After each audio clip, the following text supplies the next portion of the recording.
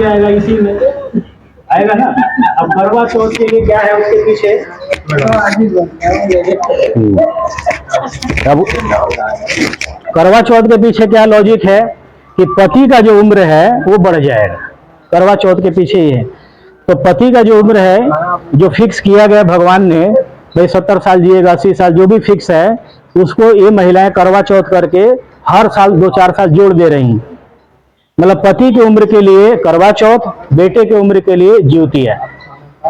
कोई ऐसा संस्कार आप ये बता दो कि आपकी उम्र बढ़ाने के लिए आप करते हो, कोई ऐसा बता दो।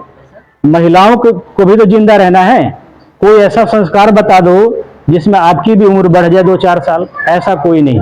सारा पुरुषों के फेवर में बनाया गया है कि भाई पुरुष का उम्र बढ़ा देना है, वो जो कर करके बढ़ा देना है।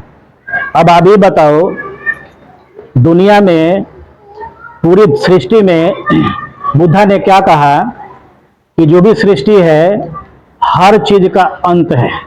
बुद्धा ने कहा कि पूरी दुनिया में सब कुछ झूठा है, अगर सत्य है तो क्या है, मौत। सत्य है तो वो क्या है, मौत। बाकी सब कुछ झूठ है। अब ये चीज आपको मैं एक कहानी से समझा रहा हूं। बुद्धा ऐसे ही प्रवचन दे रहे थे अपने शिष्यों के साथ। तो थोड़ा सा ध्यान देना। एक गांव था अगल बगल। गांव में एक महिला थी, उसके पति पहले ही मर चुके थे।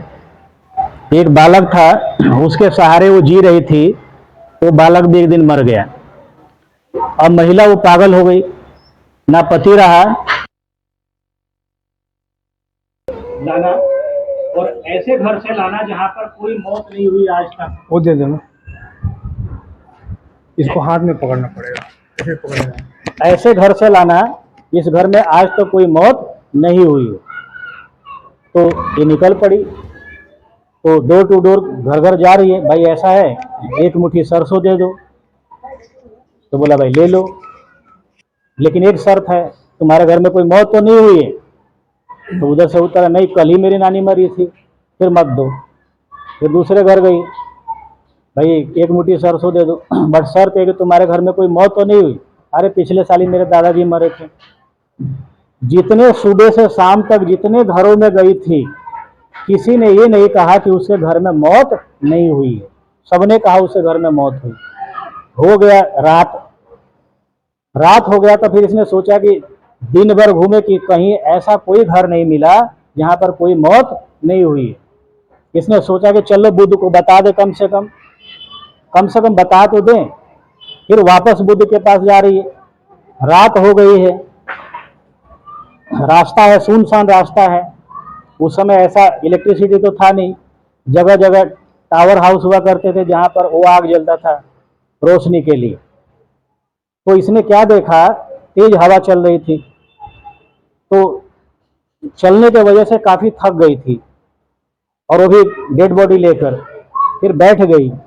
बैठने के बाद जो वो दीपक जो जल रहा था कहीं पर, ये देख रही कि कभी बुझ रहा है और कभी फिर से तेज हो जा रहा है, फिर कभी बुझ रहा है, मतलब लग रहा है कि बुझ जाएगा। फिर थोड़ी देर का फिर जलने लगा।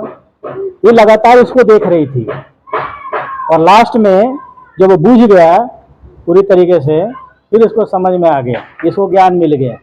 और वो थी कीसा गौतमी, वो महिला थी कीसा गौतमी। फिर उसको ज्ञान की जरूरत नहीं थी, फिर बुद्धा के पास गई भी नहीं। उसको समझ में आ गया कि जीवन यही है, मरना और जीना, यही जीवन है। अगर इस पूरे यूनिवर्स में कुछ बना है तो उसका अंत निश्चित है। अगर कुछ भी बना है, धरती आपको क्या लग रहा है ऐसे ही रहेगी? धरती का जीवन आधा खत्म हो चुका, आधा और बचा है। सूर्य का पूरा लाइफ जीवन है 10 अरब वर्ष है, 5 अरब वर्ष वो बिता चुका है। 5 अरब वर्ष के बाद सूर्य खुद नहीं रहेगा। तो जब सूर्य मरेगा तो 8 ग्रहों के लिए डूबेगा। तो जब 8 ग्रह मरेंगे तो क्या हम जिंदा रहेंगे? पूरी दुनिया में लाखों तारे रोज बनते हैं, लाखों तारे रोज मरते हैं। लोग मरते हैं, लोग जिंदा होते हैं। इसी बात को बुद्ध ने कहा कि इस दुनिया में जो कुछ बनी है उसका नष्ट होना निश्चित। अब उसको ज्ञान मिल गया कि भाई जब यही जीवन है तो मरण है। तो ये ट्रूथ है, सत्य है। तो कीसा गौतमी को जब ज्ञान मिल गया तो जो पागल हो रही थी, रो रही थी, शोक में डूबी हुई थी, उसको छोड़ दिया। उसको समझ में आ गया कि कोई फायदा नहीं है, पति गया, बेटा गया, अब उसकी बारी है। अगर इस बात को नहीं समझती है तो वो मरेगी। तो कहने का मतलब ये है कि कितना पाखंड है, ये ढोंग है कि हम पति की लंबी जो है ना उम्र के लिए हम जो है करवा चौथ करते हैं, पूरे दिन भूखे रहते हैं और उसके बाद चांद देखते हैं, और वो होता है क्या, चलनी। उसमें अब पति भी पहुंच जाते हैं दिखाने के लिए।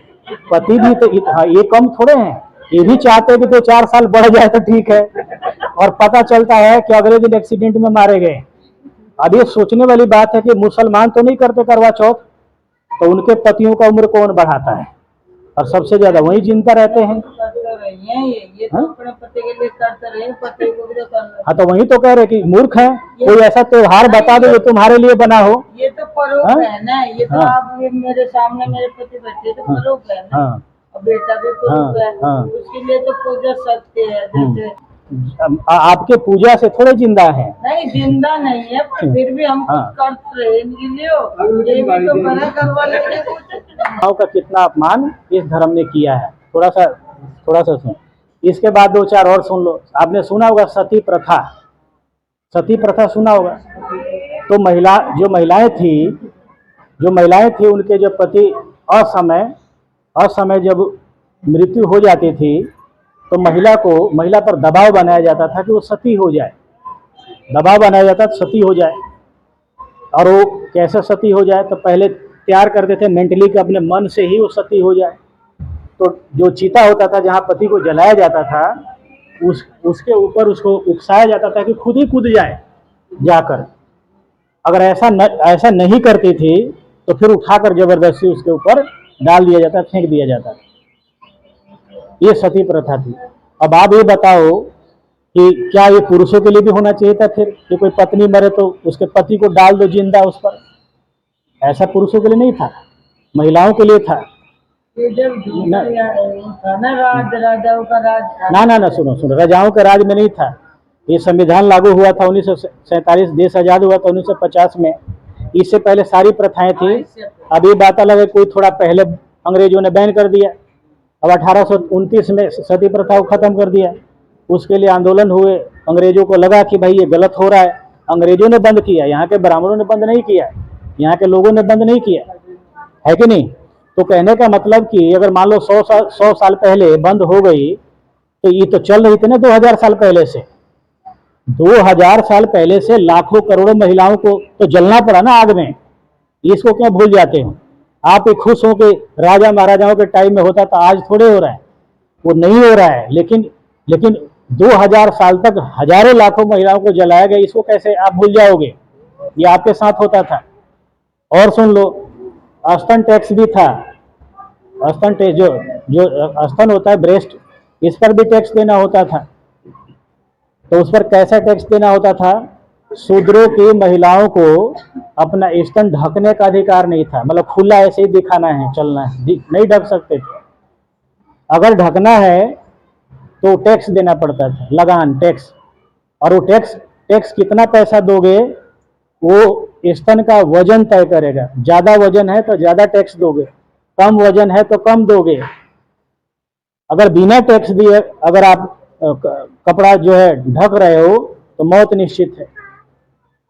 और इसके लिए बलि किसने दी थी? नंगली ने दी थी। तो जो साउथ में त्रावणकोर एक जिला है, साउथ में ज्यादा ये प्रथा थी, इधर कम थी लेकिन उधर ज्यादा थी। जो नंगली थी लड़की, महिला, उसने इसके लिए त्याग दिया। उसने अपने स्तन को ही काट दिया और वो मर गई वहीं पर। जब उसको जलाया जा रहा था तो उसका जो हस्बैंड पति था इतना दुखी था कि वो भी अपनी जीवन को उसने समाप्त कर दी। तो उसके बाद स्तन टैक्स को खत्म किया गया। और जो मैसूर का राजा था टीपू सुल्तान, सुना होगा, और उसने हजारों ब्राह्मणों को मौत के घाट इसलिए उतार दिया था क्योंकि इसके विरुद्ध वो चाहते थे कि स्तन टैक्स चलता रहे। ये आपके साथ होता था। अब आप ये बताओ, इतना अत्याचार इस धर्म ने, इस पाखंड ने, इस व्यवस्था ने आपके साथ किया, उसके बाद भी बिना धर्म का आप जिंदा नहीं रह सकते। इसके बाद भी आपका मन नहीं मानता है और धीरे धीरे जाकर कहीं ना कहीं से आप उसमें लिप्त रहते हैं, है कि नहीं। उसके बाद देखो एक और प्रथा थी, क्या थी जी, जो महिलाओं के लिए अगर बेटा होगा, पहला बेटा होगा तो उसको गंगा दान किया जाएगा। पहला बेटा होगा तो गंगा दान किया जाएगा, मतलब पहले बेटे को गंगा नदी में फेंक देना चाहिए। अब ये बनाया था किसके लिए? शूद्रों के लिए। क्यों बनाया था? क्योंकि पहला बेटा जो होता है वो शरीर से मजबूत होता है, दिमाग से मजबूत होता है, तो बोला कि पहले बेटे को ही फेंक दो, बाद वाला जो होगा शरीर से कमजोर होगा, दिमाग से कमजोर होगा। तो ये आपके लिए था। 2 मिनट बैठ जाओ उदित जी। और क्या था? चरक प्रथा था। चरक में क्या होता था, जब बड़े बड़े कोई भवन, इमारत, बिल्डिंगें जब बनती थी, उसमें जो हमारे लोग थे, इनको जो है ना जिंदा उसमें दीवारों के अंदर उनको चिनवा दिया जाता था। ये चरक प्रथा थी। तो एक से एक प्रथाएं जो है, नर बलि प्रथा, तो हमारे बच्चे जो थे उनकी बलि दी जाती थी। जब बड़े बड़े बांध और पुल बनते थे तो हमारे लोगों को उसमें बलि दी जाती थी, उसको नर बलि प्रथा कहते हैं। अब आप बताइए कि ये सारी चीजें जो है ये महिलाओं के खिलाफ उन्होंने रचा। एक और सुन लो, देवदासी प्रथा। अब सुन लो, देवदासी प्रथा क्या थी कि हमारे शूद्रों में पहले लड़कियां खूबसूरत कम होती थी, पहले, ये अब होने लगी हैं जब से फेयर लवली चला है। पहले खूबसूरत कम होती थी, लेकिन अगर कोई खूबसूरत होती थी कोई लड़की, उस लड़की पर इन ब्राह्मणों का नजर होता था। फिर ये क्या करते थे, उसको देवदासी बना देते थे। तो देवदासी कैसे बनाते थे? तो मंदिर में, और ये प्रथा साउथ में बहुत ज़्यादा थी, दक्षिण भारत में, और आज भी दक्षिण भारत में कहीं ना कहीं ये आपको दिख जाएगा, नीचे पर्दे के पीछे दिख जाएगा। तो देवदासी प्रथा में क्या था कि उस लड़की की शादी कर देते थे मंदिर में ले जाकर, किससे? मूर्तियों से, शिव की मूर्ति, राम की मूर्ति, मूर्तियों से कर देते थे। अब शादी हो गई तो मंदिर हो गया उसका ससुराल। अब उसको मंदिर में ही रहना है। अब मान लो उस समय बाल विवाह होता था, 10-12 साल में शादी हो जाती थी। अगर लड़की 20-25 साल की हो गई, उसका ससुराल ही मंदिर हो गया। अब कहीं और नहीं जाएगी, किसी मर्द से उसकी शादी नहीं होनी है, जो होना था हो गया मंदिर में। फिर वो क्या करेगी? कई बड़े बड़े मंदिरों में पंडा पुजारी हुआ करते थे, और पंडा पुजारी उन लड़कियों के साथ गलत संबंध बनाते थे, और उनसे जो संतान की उत्पत्ति होती थी, बच्चे पैदा होते थे, उसको मंदिरों में छुपाकर 2-4 साल 5 साल रखते थे। क्योंकि साउथ के मंदिर आप देखेंगे तो बहुत बड़े बड़े हैं, विशाल, और उसमें 100-200 तो कमरे मिल जाएंगे, इतने बड़े विशाल मंदिर, उसमें कहीं छुपा कर रखते थे। फिर बच्चा जब 4-5 साल का हो जाता था, उसको समझा देते थे, कहीं किसी दूसरे गांव में, किसी दूसरे एरिया में ले जाकर छोड़ देते थे, और बोल देते थे कि भाई कोई पूछे कि भाई तेरे बाप का क्या नाम है, कहाँ से आया है, तो बोल देना हरिजन, क्योंकि तुम्हारी माँ की शादी भगवान से हुई है। हरिजन, हरि मतलब भगवान, जन मतलब औलाद, तो तुम्हारी माँ की शादी कृष्ण से हुई है, तो तुम उन्हीं के वंशज हो, बोल देना हरिजन। तो ये प्रथा जबरदस्त थी पूरे भारत में, उधर खासकर विशेष रूप से दक्षिण भारत में। और हमारी जो बहन बेटियां थी, वो मंदिरों में देवदासी के नाम पर उनके साथ गलत काम ये पंडा पुजारी करते थे। और ये जो घंटी आप देखते हैं मंदिरों में, घंटी बजता, सुना होगा, ये मंदिरों में घंटी जो बंधा होता है, आप लोग दर्शन करने जाते हैं मंदिरों में तो एक बार जरूर मारते हैं उसके ऊपर, वो टन से आवाज करता है। वो क्या करता है, जब देवदासी प्रथा जब चल रही थी ना, उन्होंने ये घंटा इसलिए लगाया था कि पंडा पुजारी अंदर मंदिरों में देवदासियों के साथ हम बिस्तर होते थे, और उस समय कोई गलती से पहुंच जाएगा तो उन्हीं के आदमी क्या करते थे, घंटी बजा देते थे। वो पीछे जो लिप्त था वो एकदम अलर्ट हो जाते थे कि यहाँ कुछ नहीं हो रहा, सब पूजा पाठ हो रहा है। इसके लिए ये घंटे बांधे गए। और हम आज क्या करते हैं, अभी संजय बिहारी का मंदिर है, जाओ इधर देखो, जो भी जाता पहले एक बार मारता है, माता रानी प्रसन्न, जय काली कलकत्ते वाली, खुश हो जाते। ये नहीं सोचते घंटा ये ये बंधा क्यों है? अलर्ट करने के लिए बंधा था कि जो कुकर्म हो रहा है वो अलर्ट हो जाएं, पकड़े ना जाएं, सीबीआई का रेड ना पड़े, इसलिए घंटा बंधा होता था। इतना जघन्य अपराध हमारी बहन बेटियों के साथ हुआ देवदासी के नाम पर, देवदासी के नाम पर। ये आपके धर्म ग्रंथ ने आपको ऐसा दिया है, आपको बना दिया है। एक और सुन लो, शुद्धिकरण प्रथा। शुद्धिकरण प्रथा, तो शुद्धिकरण प्रथा में क्या था कि हमारी बहन बेटियों की शादी होगी तो सबसे पहले अपने ससुराल नहीं जाएगी, कहाँ जाएगी? पंडित जी के यहाँ जाएगी। कहाँ जाएगी? पंडित जी के यहाँ जाएगी। पंडित जी क्या करेंगे? 3-4 दिन तक उसको अपने पास रखेंगे, उसको शुद्ध करेंगे। अब पूरी तरीके से शुद्ध कर लेंगे तब वो जाएगी अपने ससुराल। ये होता है शुद्धिकरण प्रथा। अब आप ये बताओ कि जितनी कुप्रथाएं ब्राह्मणों ने बनाई, अगर उसमें से एक भी आज आपके साथ अगर हो तो आपको कैसा लगेगा? तो इसका मतलब कि हमारी जिन बहन बेटियों के साथ हुआ, हम उसको कैसे भूल जाएं कि हमारे साथ गलत हुआ, और उसी परंपरा को हम तेजी से आगे बढ़ा रहे हैं, उसी परंपरा में जी रहे हैं, उसी परंपरा को खाद पानी दे रहे हैं, उसी को हम मजबूत कर रहे हैं। उससे बाहर आने के लिए हम तैयार नहीं हैं। जो लोग बाहर निकालना चाहते हैं उनका साथ नहीं देते। ये कम से कम छत भरा हुआ होना चाहिए, लेकिन लोग नहीं है, क्योंकि इसकी जरूरत नहीं है। अब जब जागरण शुरू होगा, नवरात्रा तो देखना हर घर में जहाँ ढोल ताशे बजेंगे, महिलाओं का नाच देखना, एक से एक रंग बिरंगे नाच। और यहाँ ज्ञान की बात हो रही है तो एक भी बुलाने के बाद भी 100 बार चले जाओ, नहीं आएंगे। थोड़ा सा आप जा रहे हो क्या? हाँ, थोड़ा सा है, उसके बाद आप लोग चले जाना। अरे चले गए धीरे धीरे करके सब याद है। नहीं, सुनो में से एक मनु निकला, मनु, जिसने मनुस्मृति की रचना की। और मनुस्मृति उनका धर्म ग्रंथ है। मतलब भारत संविधान जब लागू हुआ 1950 में, उससे पहले भारत में मनुस्मृति चलता था हिंदुओं में। बाकी अंग्रेजों का राज था तो अपने हिसाब से वो चलाते थे, लेकिन हिंदुओं में ये ब्राह्मण कोशिश करते थे कि मनुस्मृति के हिसाब से ही समाज चले कम से कम। तो मनुस्मृति जो है में क्या बातें लिखी गई है हमारे शूद्रों के लिए, और विशेष रूप से महिलाओं के लिए मनुस्मृति में कौन सी बातें लिखी गई है, ये भी थोड़ा सा आपको जानना चाहिए। तो ये आप जान लो मनुस्मृति में क्या लिखी गई है, ये आप देख लो। तो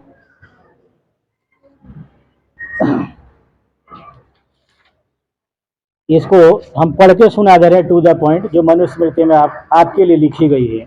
तो सबसे पहले कह रहा है कि कोई भी शूद्र नया कपड़ा नहीं पहन सकता है। अगर शूद्र है तो पुराना या फेंके हुए कपड़े, जो कब्रिस्तानों में कपड़े फेंक दिए जाते हैं, उन कपड़ों को पहन सकता है। शूद्रों के लिए मतलब गांव के बाहर शूद्र रह सकता है, पहाड़ों में रह सकता है, शमशान भूमि में रह सकता है। शूद्र को सही जगह पर, साफ सफाई वाले जगह पर, गांव में नहीं रहना चाहिए। ये मनुस्मृति कह रहा है तमाम शूद्रों के लिए और महिलाओं के लिए। उसके बाद महिलाओं के लिए मनुस्मृति क्या कह रहा है कि महिलाएं आभूषण नहीं पहन सकती, ज्वेलरी नहीं पहन सकती। अगर पहनना चाहे तो लोहे का आभूषण पहन सकती हैं। अगर पहनना चाहे तो लोहे का आभूषण पहन सकती है। अभी महिलाओं को कम से कम मनुस्मृति तो सुनकर ही जाना चाहिए कि मनुस्मृति में उनके लिए क्या लिखा है। मतलब आपको अगर ज्वेलरी पहनना है तो लोहे का पहन सकते हैं, सोने का ज्वेलरी पहनने का अधिकार आपको नहीं है। इसके बाद कह रहा कि अगर शूद्र राजा बन गया तो उस राज्य में ब्राह्मण को नहीं रहना चाहिए, ब्राह्मण को उस राज्य को छोड़ देना चाहिए, क्योंकि शूद्र राजा नहीं बन सकता। ये उनके धर्म ग्रंथ में लिखा हुआ है। उसके बाद क्या लिखा हुआ है कि किसी शूद्र की हत्या करना एक कुत्ते की हत्या करने के बराबर है। ये आपके मनुस्मृति में लिखा है। मतलब एक कुत्ते को मार दो जान से, उसकी हत्या कर दो, और एक शूद्र को मार दो, शूद्र की हत्या कर दो, ये दोनों बराबर है। ये मनुस्मृति में लिखा हुआ है। अगर शूद्र को धन संपत्ति रखने का कोई अधिकार नहीं है। अगर शूद्र धन संपत्ति रखता है तो ब्राह्मण को छीन लेना चाहिए, अर्थात शूद्रों की संपत्ति छीनने का अधिकार ब्राह्मणों को है। ये मनुस्मृति कहता है। इसके बाद जो है कि अगर ब्राह्मण जो है कहीं बैठा है या राजा बैठा है, क्षत्रिय बैठा है, उसके आसपास अगर शूद्र बैठ जाता है कुर्सी पर, तो उस शूद्र को लोहे का छड़ गर्म करके उसके दोनों जांग पर जो है ना उस दागा जाए, उससे लोहे के छड़ से दागा जाए अगर बैठ गया तो। ये मनुस्मृति में लिखा हुआ है। मनुस्मृति में महिलाओं के लिए क्या लिखा है? महिलाएं धोखेबाज होती हैं, महिलाएं धोखेबाज होती हैं, महिलाएं पुरुषों को अपने जाल में फंसाती हैं, इसलिए महिलाओं पर भरोसा नहीं करना चाहिए और महिलाओं पर कड़ी नज़र रखनी चाहिए। इसलिए इन्होंने क्या बनाया? पायल बनाया। देखिए आप लोग भी पायल पहने होंगे, तो उन लोगों ने पायल बनाया। तो पायल इसलिए बनाया कि पहले इस तरह के मकान तो होते नहीं थे। पहले गांव में ऐसे टेम्पररी मकान होते थे, झुग्गी झोपड़ी टाइप के मकान गांव में होते थे, तो ऐसा बाथरूम भी नहीं होता था। तो अगर मान लो रात में किसी महिला को मान लो जाना है पेशाब करने के लिए, पुरुष को जाना है तो घर से बाहर जाएंगे, तो दूर होता था। तो इन्होंने क्या कहा कि भाई रात में महिला पेशाब करने के लिए जाएगी तो वो किसी के साथ भी भाग सकती है, इसलिए उसको पायल पहना दो कि जब जाएगी तो पायल की आवाज़ आएगी, पायल की आवाज़ आएगी तो आदमी जग जाएगा और उस पर नज़र रखेगा, क्योंकि महिलाएं धोखेबाज होती हैं, महिलाओं पर भरोसा नहीं किया जा सकता है। ये मनुस्मृति कह रहा है आपके लिए। और सुन लो, कह रहा है ब्राह्मण पिता तुल्य होता है, ब्राह्मण पिता तुल्य होता है। कोई भी ब्राह्मण पापाचारी हो, दुराचारी हो, बलात्कारी हो तो भी पिता तुल्य है, उस पर प्रश्न नहीं उठाया जा सकता है। ये कह रहा है आपके जो मनुस्मृति है। उसके बाद कह रहा है कि अगर ब्राह्मण बलात्कार करता है तो उसकी सजा है उसको गंजा कर दो, उसको गंजा कर दो। अगर वही बलात्कार शूद्र करता है तो उसकी हत्या की जाए, ये कहता है मनुस्मृति। उसके बाद क्या कह रहा है कि ब्राह्मण, बलात्कारी ब्राह्मण, दुराचारी ब्राह्मण, पापाचारी ब्राह्मण भी पूजनीय होता है, ये कहता है आपका मनुस्मृति कहता है। उसके बाद क्या कहता है कि महिला को, पुरुष जो है अपनी महिला को, अपनी वाइफ को गिरवी रख सकता है, गिरवी रख सकता है। और ऐसा प्रत्यक्ष रूप से हम महाभारत में देख सकते हैं। महाभारत में ये जो पांचों पांडव थे, ये द्रौपदी को गिरवी रखा नहीं रखा था। तो ये मनुस्मृति में कह रहा है कि पति चाहे तो अपनी पत्नी को गिरवी रख सकता है, जुआ में हार सकता है। और जुआ में हारे थे नहीं, द्रौपदी को हारे थे। तो ये आपके लिए कह रहा है कि आदमी चाहे तो अपनी पत्नी को गिरवी रख सकता है। अब हम किसी को गिरवी रखते हैं अपनी पत्नी को, तो इसका मतलब हम किसी के हवाले कर रहे हैं। अब वो कैसा क्या व्यवहार करेगा, कैसा क्या करेगा, अब वो जाने, ये चीज है। उसके बाद क्या कह रहा है मनुस्मृति? मनुस्मृति और क्या कह रहा है? शूद्र को धन और स्त्री का परित्याग कर देना चाहिए। जो शूद्र धन और स्त्री को त्याग देता है उसका भोजन ब्राह्मण कर सकता है। मतलब हम अपना धन त्याग दें, ब्राह्मण को दे दें, अपनी बीवी को ब्राह्मण के हवाले कर दें तो वो मेरा भोजन स्वीकार करेगा, ऐसा मनुस्मृति कह रहा है। उसके बाद क्या कह रहा है कि अगर कोई भी शूद्र मंत्रों का उच्चारण करता है तो उसकी जीभ काट ली जाए। अगर वेदों को याद करता है, कहीं से सुन लिया, तो शीशा पिघलाकर उसके कान में डाल दी जाए, ऐसा जो है मनुस्मृति कह रहा है। उसके बाद कह रहा है कि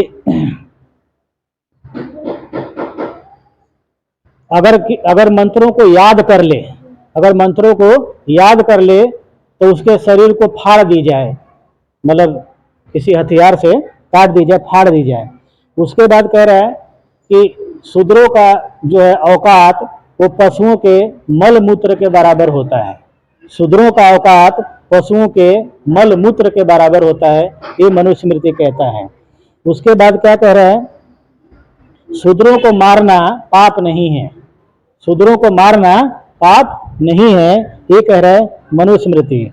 उसके बाद क्या कह रहा है कि अगर कोई शूद्र ब्राह्मण को गाली देता है, अगर कोई शूद्र ब्राह्मण को गाली देता है तो उसकी जीवा काट ली जाए, मतलब उसका जीभ काट ली जाए। उसके बाद कह रहा है कि अगर कोई शूद्र ब्राह्मण को उपदेश देता है, मतलब ब्राह्मण को ज्ञान देता है कोई शूद्र, तो तेल को पूरा गर्म करके उसके कान, नाक और आंख में डाल दिया जाए। ये कह रहा है, मनुस्मृति कह रहे हैं। इसके बाद कह रहा है नारी जो स्त्री है हमेशा पुरुष को गलत मार्ग पर ले जाती है, ये मनुस्मृति कहता है। इसके बाद आ जाइए, मनुस्मृति और क्या कह रहा है।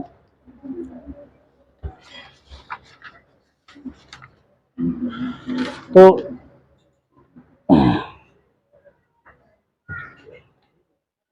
अब ये जो धर्म ग्रंथ है ये तो मनुस्मृति के, अब कुछ दूसरे ग्रंथों में है, अभी बताऊंगा। उससे पहले आप आ जाइए पाखंड। तो पाखंड अभी बताया, एक पाखंड दो और छूट गया था, जैसे सरस्वती पूजा। सरस्वती पूजा, तो सरस्वती जो है ज्ञान की देवी है ना जी। सरस्वती जो है ज्ञान की देवी है, और बिहार के लोग सबसे ज्यादा सरस्वती की पूजा करते हैं फरवरी के महीने में। करते नहीं करते जी। और बिहार भारत का सबसे शिक्षा में पिछड़ा हुआ नंबर 1 पर आता है। बिहार का भारत का सबसे अशिक्षित राज्य कौन है? बिहार। और बिहार के लोग सरस्वती पूजा मनाते हैं जो ज्ञान की देवी है। अब सवाल ये उठता है कि जब सरस्वती ज्ञान की देवी है तो भारत के लोग इतने अज्ञानी क्यों हैं? विशेष रूप से बिहार के लोग इतने अज्ञानी क्यों हैं? पूरी दुनिया में बिहार को समझा जाता है कि बिहार एक ऐसा फैक्ट्री है जो केवल लेबर पैदा करता है, और वो लेबर दुनिया भर में घूमते हैं और दूसरे की गुलामी करते हैं, और वो बिहार के लोग सरस्वती की पूजा करते हैं, और सरस्वती जो है ज्ञान की देवी है। और दूसरा पाखंड आ जाओ लक्ष्मी। लक्ष्मी बोलते हैं धन की देवी हैं।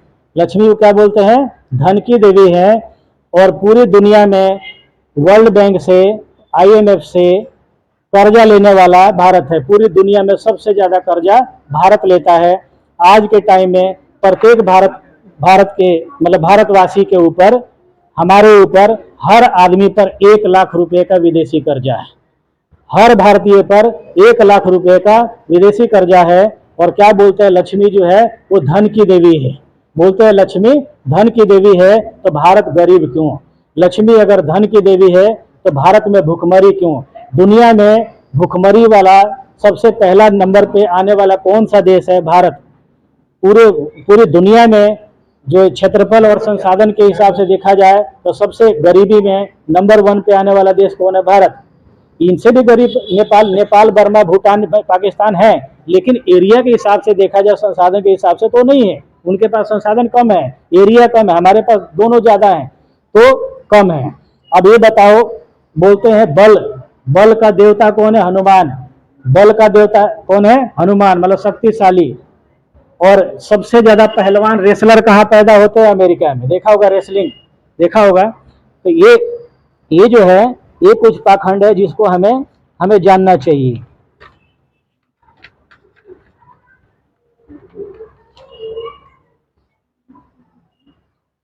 अब एक टॉपिक हमारे पास है, भगवान नहीं है। भगवान नहीं है ऐसा हम क्यों कहते हैं? ये हमारे पास टॉपिक है। तो नंबर 1, मंदिरों में सदियों से, हजारों साल से हमारी बहू बेटियों के साथ मंदिरों में बलात्कार होता आया है, हो रहा है। भगवान देख रहा है। तो भगवान देख रहा है तो भगवान इसके लिए क्यों नहीं कुछ कर रहा है? अगर लगातार हो रहा है तो ये मेरा मानना है कि भगवान नहीं है। अभी जम्मू कश्मीर में सुना होगा, 8-10 साल पहले आसिफा नाम की लड़की थी, मुस्लिम लड़की, 8 साल की।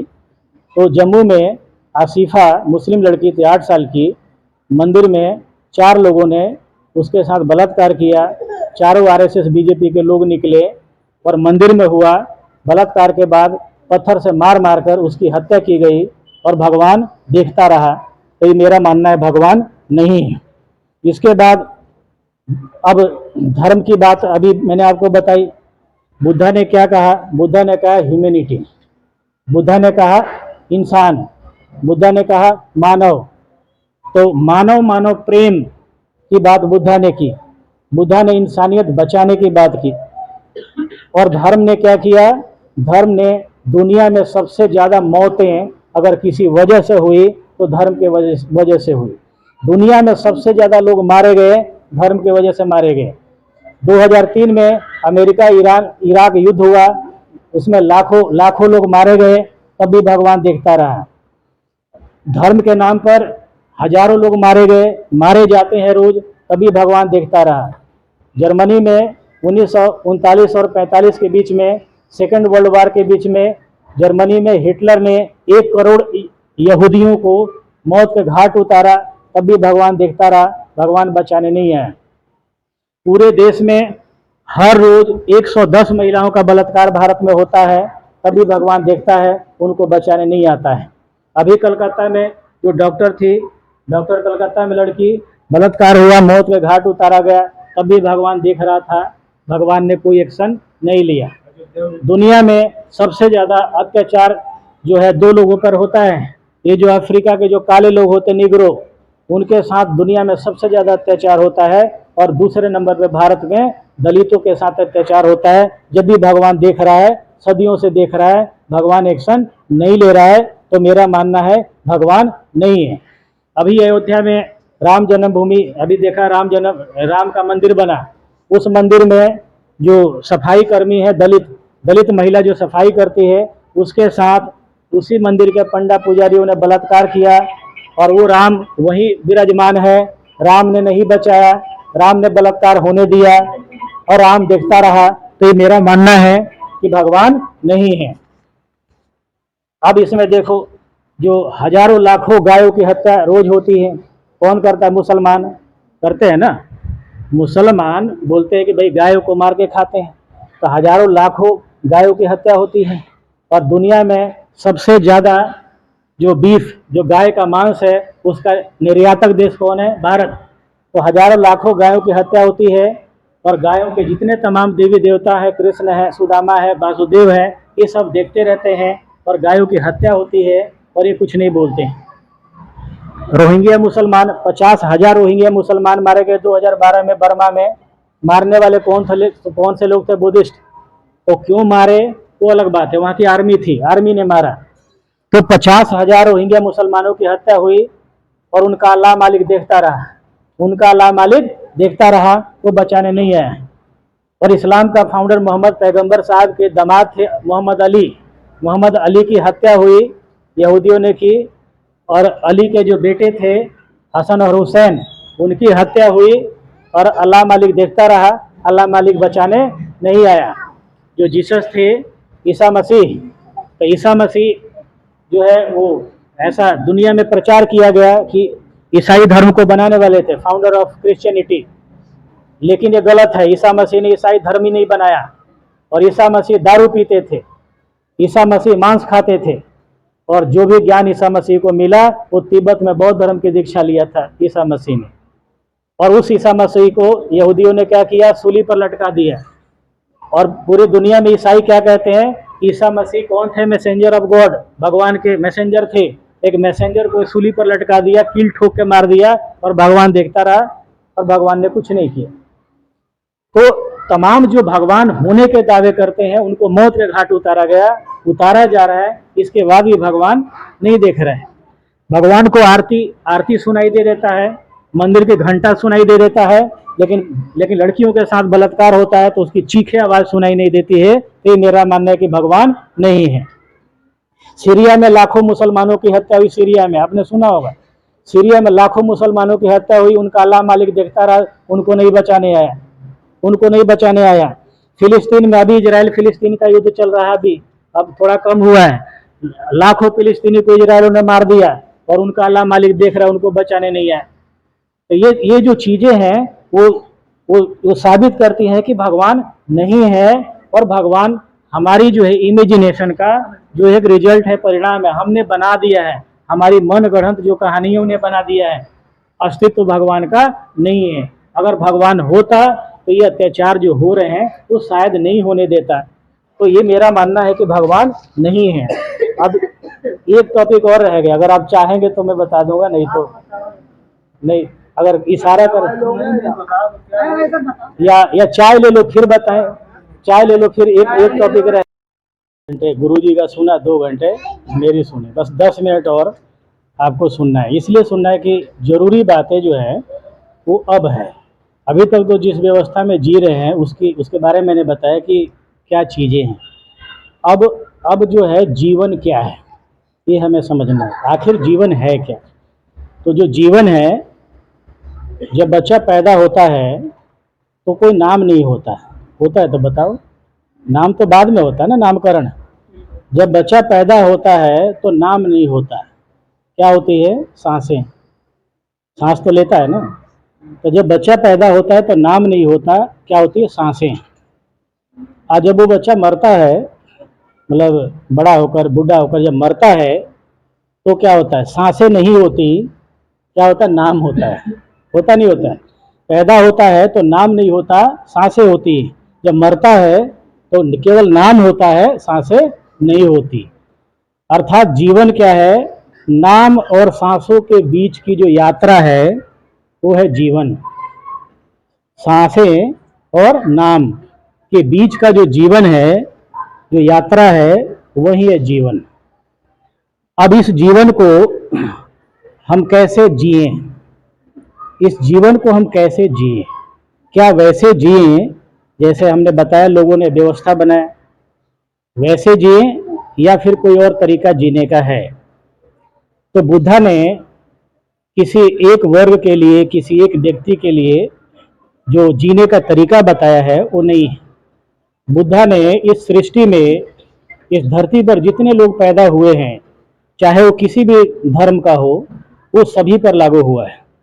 तो बुद्धा ये कहते हैं कि भाई भगवान है नहीं है ये हमारा विषय नहीं है, क्योंकि ना जाने कितने लाखों लोगों ने भगवान को ढूंढने के लिए अपना जीवन खत्म कर दिया, लेकिन भगवान नहीं मिला। तो जो मिल ही नहीं सकता है उसके बारे में हमें ऊर्जा, एनर्जी लगाने का, समय बर्बाद करने का कोई फायदा नहीं है। तो एक जीवन हमें मिला है जो कि काफ़ी शॉर्ट है, काफ़ी छोटा जीवन है, और अभी बताया सांस और नाम के बीच का जीवन है। तो इसको हम कैसे जिए? तो बुद्धा बताते हैं कि अब कोई हम इंसान है, हम कोई जानवर तो है नहीं। तो जब हम इंसान है तो हमें क्या चाहिए? हमें दिमाग है तो उसका खुराक चाहिए, बुद्धि चाहिए। इंसान है तो थोड़ा इज्जत चाहिए, भोजन कपड़ा तो चाहिए, उसके साथ थोड़ा इज्जत भी चाहिए। तो हम इस दुनिया को मरने से पहले, इस दुनिया को छोड़ के जाने से पहले हम इस दुनिया को क्या दे सकते हैं? इसके लिए बुद्धा ने कुछ रास्ते बताए। तो पहला रास्ता जो है बुद्धा का पंचशील है। तो पहला बुद्धा ये कहते हैं कि भाई भगवान को ढूंढते हो, लाखों करोड़ों लोगों को नहीं मिला तो आपको भी नहीं मिलेगा। तो वो प्रयास मत करो जिसका कोई परिणाम ना मिले। तो बुद्धा कहते हैं कि कुछ जीवन में कुछ चीज़ों को अपना लो, आपका जीवन जो है वो धन्य हो जाएगा, और आपके मरने के बाद भी दुनिया आपको याद रखेगी। तो उसके लिए पंचशील बनाया। और बुद्धा ये कहते हैं कि अपने जीवन को हम कैसे एक बेहतर ज़िंदगी में तब्दील कर सकते हैं। तो उसके लिए पहला है पराई स्त्री के तरफ आंख उठाकर ना देखना।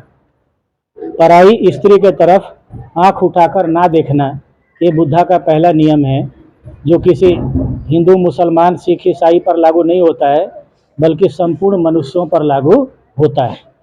दूसरा उन्होंने कहा कि जब तक कोई तुम्हें कुछ ना दे उसको नहीं लेना है।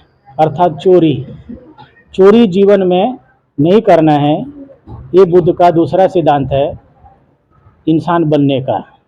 तीसरा बुद्ध कहते हैं किसी भी तरीके का जो है मदिरा पान, नशीले पदार्थों का सेवन नहीं करना है, इससे आप इंसान बन सकते हैं। उसके बाद बुद्ध कहते हैं झूठ नहीं बोलना है, क्योंकि एक झूठ सैकड़ों पाप को जन्म देता है। इसलिए अगर हम झूठ कम से कम बोलेंगे या कोशिश करेंगे ना बोलें, तो बहुत सारे पापों से हम बच सकते हैं, ये बुद्ध कहते हैं। उसके बाद बुद्ध कहते हैं हिंसा, जीव हिंसा नहीं करना है। जीव हिंसा नहीं करेंगे तो हम जो सृष्टि का जो इकोसिस्टम है, जो पारितंत्र है, क्योंकि इस धरती पर अभी आपको मैंने बताया कि इंसान बहुत बाद में आया है, इससे पहले सारे जीव आ चुके थे। इसका मतलब कि हमसे पहले इन जीवों का अधिकार धरती पर ज़्यादा है और आज सारे जीव इस धरती से विलुप्त होने के कगार पर हैं, वो हमारे वजह से। तो बुद्ध कहते हैं जीव हिंसा नहीं करना है। उसके बाद बुद्ध जो है अष्टांगिक मार्ग भी बताते हैं कि हम अपने जीवन को कैसे बेहतर कर सकते हैं। उसमें बुद्ध कहते हैं सम्यक दृष्टि, जो हमारी दृष्टि हो वो सम्यक हो, मतलब मध्यम मार्ग की बात करते हैं। हमारी दृष्टि अच्छी होनी चाहिए, हमारी दृष्टि बुरी नहीं होनी चाहिए। इसके बाद बुद्ध कहते हैं जो वाणी, सम्यक वाणी, राइट स्पीच, जो भी हम बोलें वो बोली जो हमारी बोली होगी, भाषा जो भी हम बोलें वाणी, वो मीठी वाणी बोले, जहर ना उगले मुंह से, या वैसा कोई शब्द ना निकाले जिससे किसी को तकलीफ हो या किसी का दिल टूटे, कोई आपका दुश्मन बने, कोई आपका बैरी बने। तो बुद्धा ने एक बात कही। बुद्धा ने इसके बाद बोला राइट एक्शन, जो आपका कार्य हो वो सम्यक कार्य होना चाहिए। लोग असफल क्यों होते हैं? भारत में असफल लोगों की कतारें लंबी है, असफल लोगों की कतारें लंबी है। जो अपने जीवन में असफल है उसका कारण क्या है कि बुद्ध का जो ये राइट एक्शन है, सम्यक जो कार्य है, वो हम असफल हो जाते। जो कार्य हमें करना है वो हम नहीं करते, जो नहीं करना है उसमें हम अपना टाइम समय खराब करते हैं। उसके बाद बुद्ध ने क्या क्या जो है राइट एफर्ट्स, प्रयास, हमारा प्रयास सम्यक प्रयास होना चाहिए। मतलब अगर जीवन में जो कुछ भी हम करना चाहते हैं उसके लिए हमारा प्रयास होना चाहिए। वो प्रयास कैसा होना चाहिए? सही प्रयास होना चाहिए। हम प्रयास गलत करते हैं और फिर दोष देते हैं कि मेरा सिलेक्शन नहीं हुआ, नौकरी नहीं मिली, ये काम नहीं हुआ, इसलिए हुआ क्योंकि उसके लिए जो प्रयास हमें करना चाहिए वो प्रयास हमने नहीं की। उसके बाद बुद्ध कहते हैं राइट माइंडफुलनेस, आपके दिमाग में सही विचार होने चाहिए, आपके दिमाग में गलत विचार नहीं होने चाहिए, क्योंकि पाप विचारों के वजह से होता है। शरीर तो एक माध्यम होता है। तो अगर विचार हमारे सही होंगे तो हमसे गलत काम नहीं होगा, हमसे पाप नहीं होगा। इसके बाद बुद्ध कहते हैं राइट कंसंट्रेशन, आपका ध्यान सम्यक ध्यान होना चाहिए। जिस काम को करते हैं उस पर आपका ध्यान होना चाहिए। तो पढ़ने वाले बच्चे पढ़ाई करते हैं और सोचते कुछ और हैं तो वो जो है परीक्षा में फेल होते हैं। इसलिए बुद्ध कहते हैं आपका ध्यान सही होना चाहिए। उसके बाद लास्ट में बुद्ध क्या कहते हैं? राइट लाइवलीहुड, आजीविका। आजीविका मतलब हर आदमी यहाँ पर जीने के लिए किसी न किसी काम को करता है, किसी न किसी काम में लगा हुआ है। लेकिन आपका आजीविका कैसा होना चाहिए? आपका आजीविका ऐसा होना चाहिए जिससे किसी दूसरे को तकलीफ ना हो। अब जैसे कसाई है तो बकरी को काटता है, बैल को काटता है, गाय को काटता है और उसे मांस को बेचता है, पैसा कमाता है। तो कार्य तो वो भी कर रहा है लेकिन वो राइट लाइवलीहुड नहीं है, वो सम्यक आजीविका नहीं है, क्योंकि इस कार्य से किसी को तकलीफ होता है। जिस जानवर को काट रहा है उसको तकलीफ होता है। इसलिए राइट लाइवलीहुड की बात सम्यक आजीविका के बाद बुद्ध ने की। तो कहने का मतलब यहाँ पर ये है कि अभी तक जो भी आपने देखे ढोंग, प्रपंच, पाखंडवाद, धर्म, जो भी आपने देखा वो सारा का सारा झूठ है। सत्य अगर कोई चीज़ है तो सत्य ये है कि हमें एक जीवन मिला है। इस जीवन पर पूरा बुद्धा का जो रिसर्च है, बुद्धा ने कभी भगवान को खोजने के ढूंढने का प्रयास नहीं किया, क्योंकि बुद्धा को पता था ये मूर्खतापूर्ण विचार है भगवान को ढूंढना। पहली बात तो भगवान है नहीं, अगर है तो हमारे वश का नहीं है कि हम उसको ढूंढ लें या हम उसको जान लें। तो जो चीज़ हमें मिल नहीं सकता, जो हम पा नहीं सकते, उसके बारे में प्रयास करना व्यर्थ है। तो बुद्धा ने मनुष्य के जीवन पर रिसर्च किया और हमारे व्यवहारों पर रिसर्च किया कि हम अपने जीवन को कैसे बेहतर बना सकते हैं। यदि हमने अपने जीवन को बेहतर बना लिया तो हमारे मरने के बाद भी दुनिया हमें याद रखेगी। यही मनुष्य का जीवन है। लास्ट में एक दो चीज़ और है जो हमारे महापुरुषों ने जो धर्म के बारे में जो बातें कही है, तो महापुरुषों ने धर्म के बारे में क्या बातें कही वो भी आप देख लीजिए। किस धर्म के बारे में? जिस हिंदू धर्म के बारे में बुद्ध उसमें बाबा साहब ने क्या की? तो बाबा साहब ने कही जो हिंदू धर्म है ये प्योर पॉलिटिक्स है, ये राजनीति है, ये कोई धर्म है ही नहीं। तो जब बाबा साहब ने कही कि हिंदू धर्म राजनीति है, ये कोई धर्म नहीं है, और हम बाबा साहब को मानते हैं, तो हमें ये मान लेना चाहिए कि जब बाबा साहब ने इसको धर्म नहीं माना है, तो फिर हम धर्म क्यों मानते हैं, हम इसके पछड़े में क्यों पड़े हुए हैं, ये हमें मान लेना चाहिए। इसके बाद जो है स्टीफन हॉकिंग, नाम सुना होगा, स्टीफन हॉकिंग जो अभी आधुनिक युग का सबसे बड़ा वैज्ञानिक स्टीफन हॉकिंग हुए, जो अभी दुनिया में नहीं, अंतरिक्ष वैज्ञानिक जिसने एलियन की खोज के बारे में बहुत सारे कंसेप्ट, ब्लैक होल के बारे में दिया। इतने बड़े वैज्ञानिक ने कहा कि दुनिया में भगवान नाम की कोई चिड़िया नहीं है। उसके बाद कार्ल मार्क्स हुए, दुनिया के महानतम विद्वानों में कार्ल मार्क्स हुए। कार्ल मार्क्स ने कहा जो धर्म है वो अफीम है, अफीम का नशा सबसे ज़्यादा नशा होता है, तो धर्म का नशा भी अफीम के नशा से ज़्यादा खतरनाक और घातक है।